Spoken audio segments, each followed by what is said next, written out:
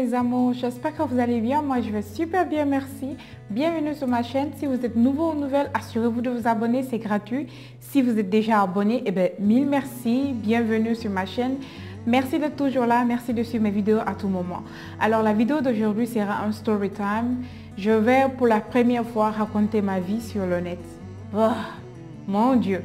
Alors, j'espère que vous serez nombreux à regarder cette vidéo. J'espère que vous serez nombreux à vous inscrire pour m'encourager.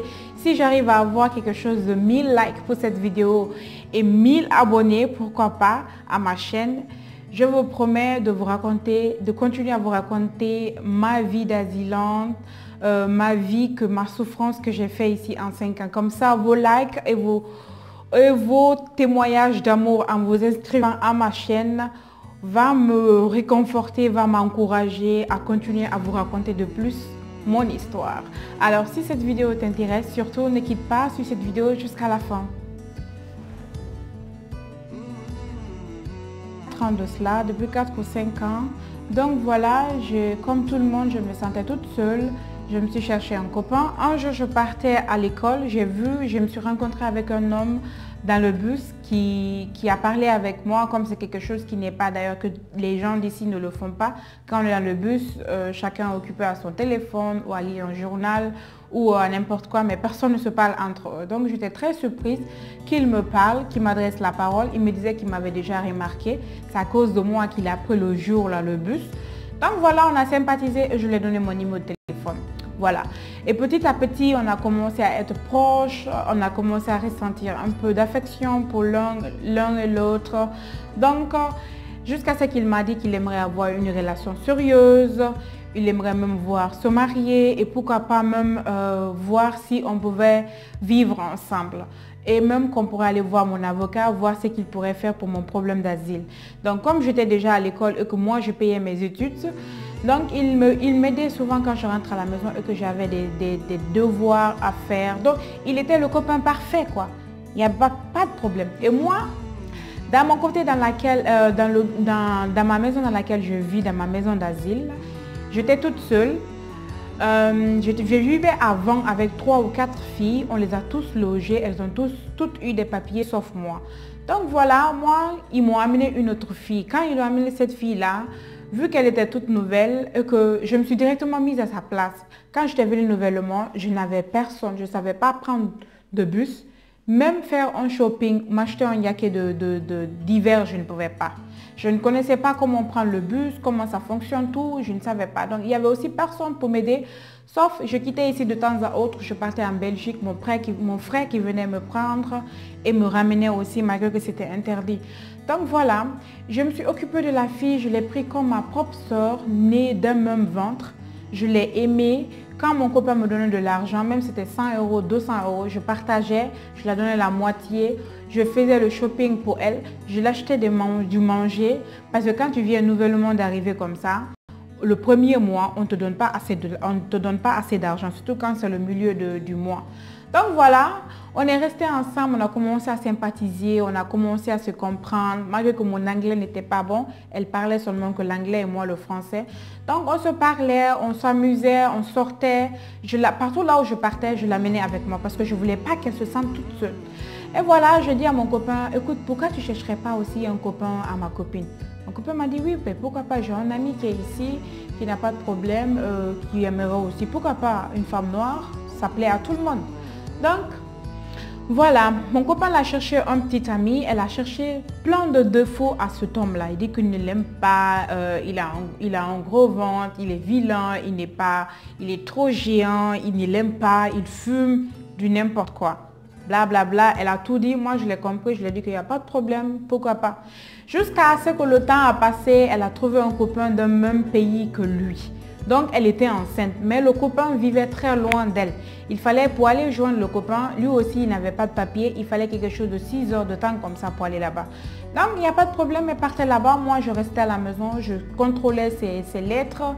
Parce qu'on a quelqu'un qui s'occupe de la maison qu'on appelle house master, quand il venait, je faisais comme si elle était là aujourd'hui, elle venait de sortir. Donc je faisais tout ce qu'il fallait, jusqu'à ce qu'elle est tombée enceinte et la relation n'allait pas bien.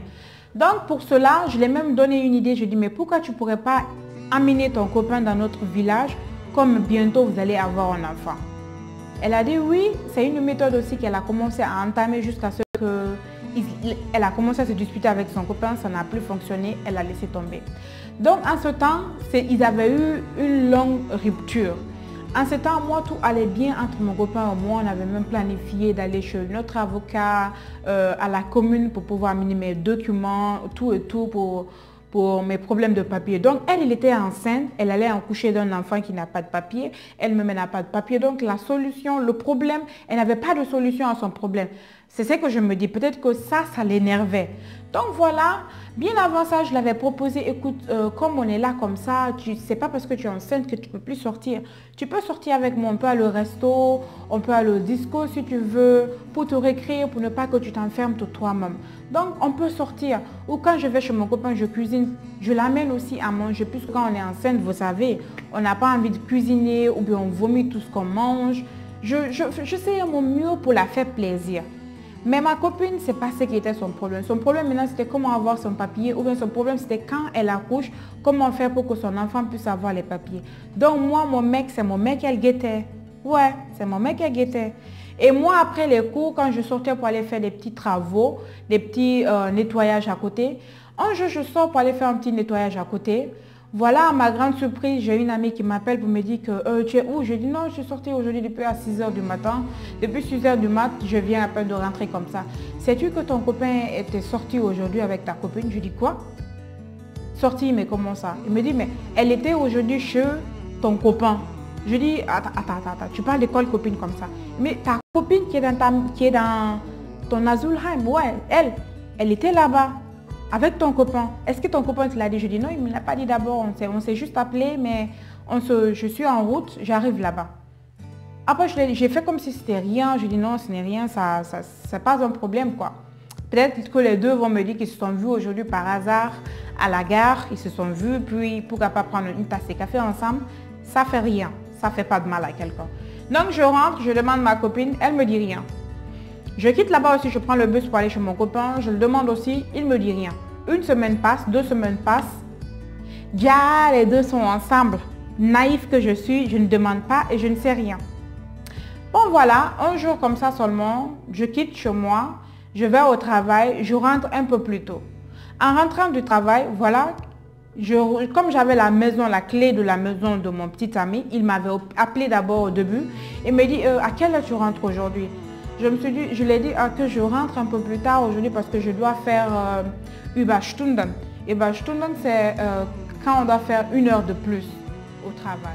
Donc voilà, comme je rentre un peu plus trop tôt que prévu, qui je trouve à la porte, je vois d'abord la chaussure de ma copine à la porte.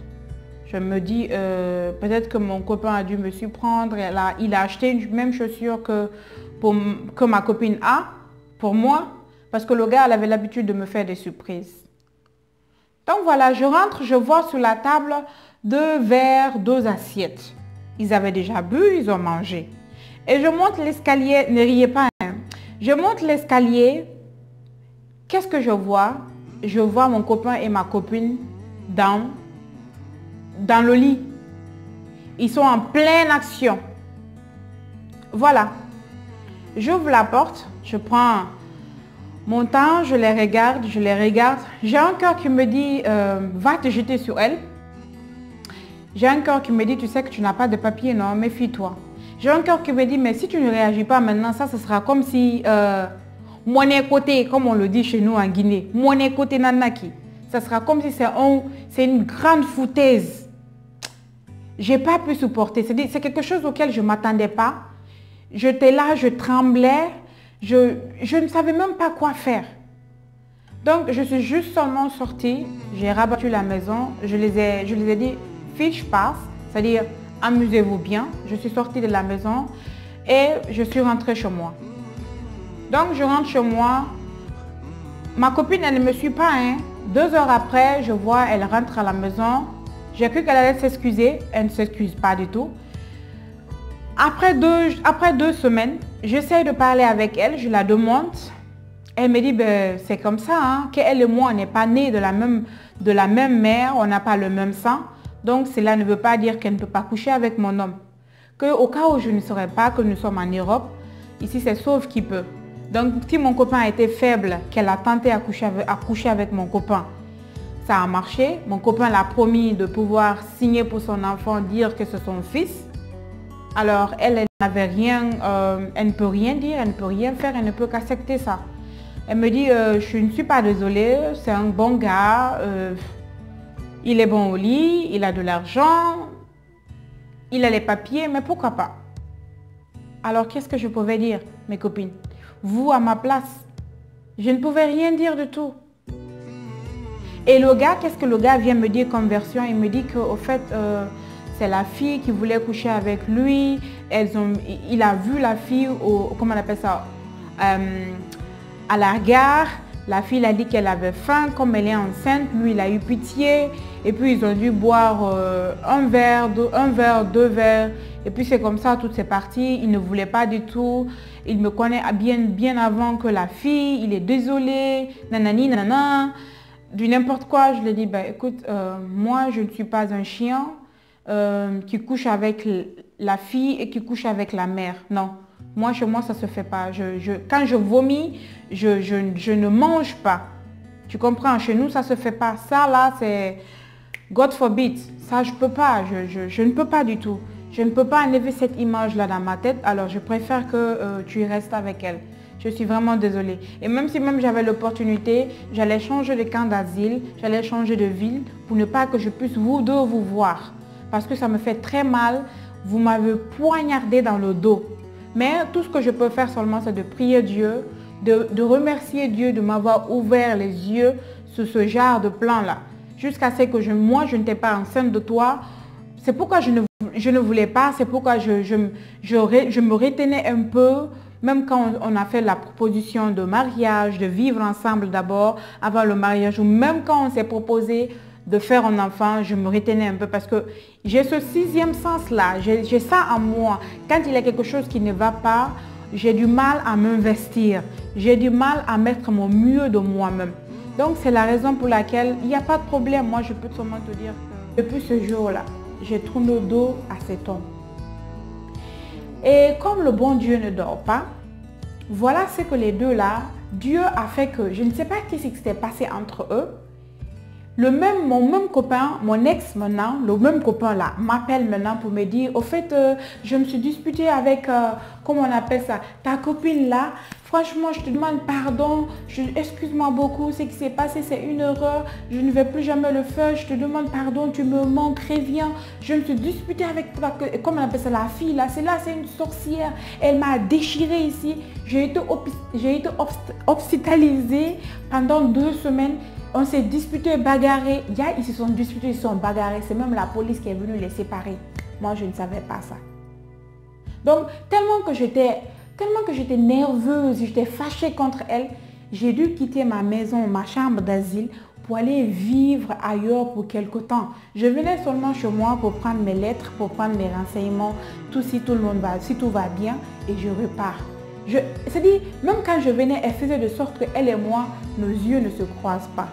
Donc quand j'ai vu ça, depuis ça, l'amitié en Europe, moi au début je me suis dit que, comment on appelle ça, quand on est en Afrique, chacun aime avoir des amis. Donc j'ai quitté là-bas, je suis venue ici, je n'ai pas de papa, ni de maman, ni personne. Je me suis dit au moins que j'ai vu celle-là, je pourrais au moins l'approcher à moi, comme elle et moi, on a le même problème, nous sommes dans le même problème. C'est-à-dire que c'est dans les problèmes qu'on connaît les meilleurs amis. C'est dans la prison qu'on connaît les meilleurs amis. C'est dans le lit de malade qu'on connaît les meilleurs amis. Donc, je me suis dit qu'elle et moi, on n'a pas de papier, elle n'a pas de travail. Moi, je peux au moins être son amie. Je venais même l'expliquer mes problèmes. Quand mon copain m'achetait ceci, je venais la montrer. Quand je partais faire des shopping, je l'amenais avec moi. Quand mon copain me donne 200 €, je venais partager avec elle là. Déjà, en Europe, il n'y a pas d'amitié. Celle-là a fait que, c'est grâce à elle maintenant que moi, actuellement, mon copain, depuis que je suis mariée, mon mari,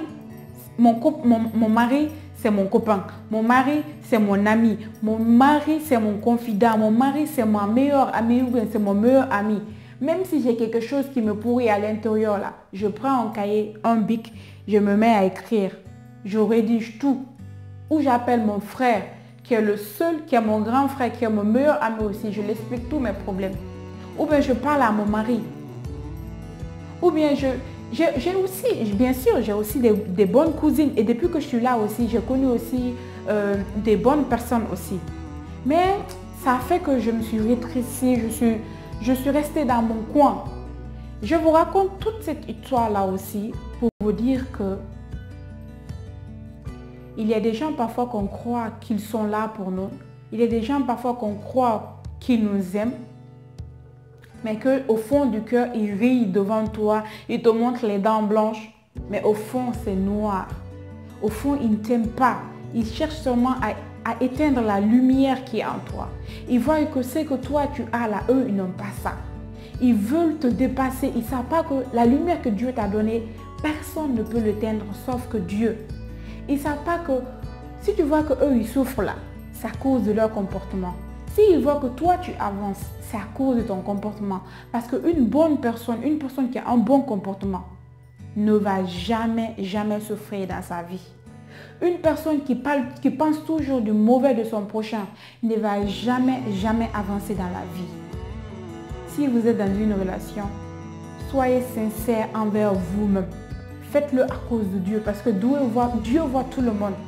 Et actuellement, là, ce n'est pas tout ce que tu fais sur cette terre-là que tu vas payer chez Dieu. Tu payes certaines parties ici. Certains dots là, certains impôts là, tu payes ça ici. Le mal là. Maintenant, actuellement, elle a été... Après, elle a eu plein de problèmes. Plein de problèmes. D'où elle n'arrivait même plus à s'en sortir.